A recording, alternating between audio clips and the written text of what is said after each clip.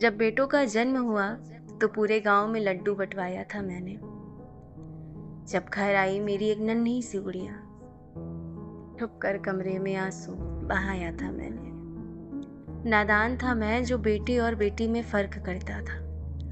अब घर में बेटी आए या बेटा, क्या ही फर्क पड़ता था। जिंदगी भर उसे एक बोझ समझा मैंने। कब विदा करूं, बस इस बात का ख्याल रहता था। ऐसा नहीं था कि मैं उसे प्यार कम करता था, मगर हाँ, मैं उसे हमेशा बेटों के बाद में रखता था। हर काम में बहुत बेहतर थी वो, बस मेरे बेटों से आगे ना निकल जाए इस बात का डर लगता था। पढ़ाई करवाकर भी क्या करता मैं, करना उसे बस चूल्हा चौका था।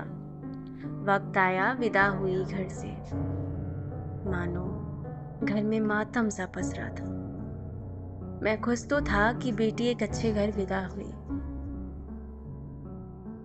पर सर से एक बोझ भी उतर गया। मगर न जाने उस दिन एक एहसास ऐसा था जो किसी से कह पाना बहुत मुश्किल था। मैं उसे विदा कर ये भूल गया कि वो मेरी बेटी है, और मैंने मन ही मन ये मान लिया कि अब वो किसी घर की इज्जत, बहू और बीवी है। वो आती थी मुझसे मिलने साल में कई बार, मगर जब भी वो जाती थी मैंने उससे कभी नहीं पूछा कि फिर कब आएगी अगली बार। कई साल बीते, बेटी की कोई खबर ना आई। गुस्सा था दिल में, क्या उसे मेरी याद नहीं आई। न जाने कैसे खबर मिली उसे, वो कुछ दिनों बाद मुझसे मिलने आई।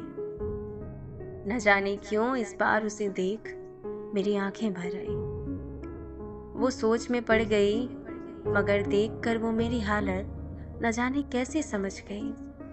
शर्मा रही थी मुझे कि कैसे कहूँ क्या क्या हुआ है। जिन बेटों को सहारा समझा था, आज उन्हीं ने बेसहारा किया है। मगर बिना बोले सब समझ गई वो। इशारे में वो मुझसे न जाने क्या क्या कह गई। कुछ समझ नहीं आ रहा था क्या करूं, कहाँ जाऊं। सामने एक चेहरा नजर आया, बहुत सोचा, मगर फिर दिल से एक आवाज आई, जिन बेटों पर गुरूर था तुझे, आज उन्हीं की वजह से तुझे तेरी बेटी की याद आई। सच, जब बेटों को सहारा बनना था तब बेसहारा कर गए वो, और जिस बेटी को बोझ समझा था आज वही जीने का सहारा बन गई वो।